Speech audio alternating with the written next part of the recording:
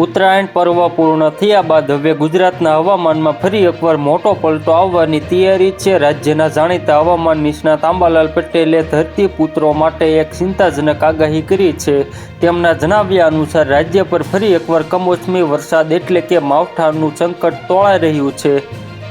આગામી સપ્તાહમાં રાજ્યના વિવિધ વિસ્તારોમાં વાતાવરણ ડહોળાયેલું રહે છે અને વરસાદી ઝાપટા પડી શકે છે। અંબાલાલ પટેલના અનુમાન મુજબ આગામી 22 જાન્યુઆરીથી 26 જાન્યુઆરી દરમિયાન રાજ્યમાં હવામાનમાં પલટો જોવા મળશે। આ ફેરફાર પાછળનું મુખ્ય કારણ એક સક્રિય પશ્ચિમી વિક્ષેપ હશે।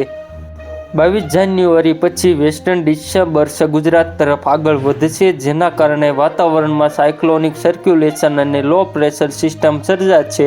આગામી મુજબ આ સિસ્ટમની સૌથી વધુ અસર કચ્છ અને સૌરાષ્ટ્ર પંથકમાં જોવા મળી શકે છે, જ્યાં કમોસમી વરસાદ વરસી શકે છે। અમદાવાદ અને ગાંધીનગરના વાતાવરણમાં પણ પલટો આવશે અને વાદળછાયું વાતાવરણ રહી શકે છે।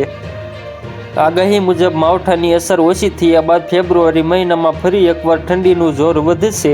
ફેબ્રુઆરીમાં રાજ્યમાં 8 થીજવતી ઠંડી પડવાનું અનુમાન વ્યક્ત કરવામાં આવ્યું છે। આમ જાન્યુઆરીનો અંત અને ફેબ્રુઆરીની શરૂઆત ગુજરાતવાસીઓ માટે બેવડી ઋતુનો અનુભવ કરાવનારી બની રહે છે। તો મિત્રો, હાલ માટે એટલું જ। ફરી મળીએ નવી અપડેટ અને નવા સમાચાર સાથે। તે પહેલાં ખાસ કરીને વિડીયોને એક લાઇક અને RTV ગુજરાતી ન્યૂઝ યુટ્યુબ ચેનલને ખાસ કરીને સબસ્ક્રાઈબ કરવાનું ભૂલતા નહીં મિત્રો।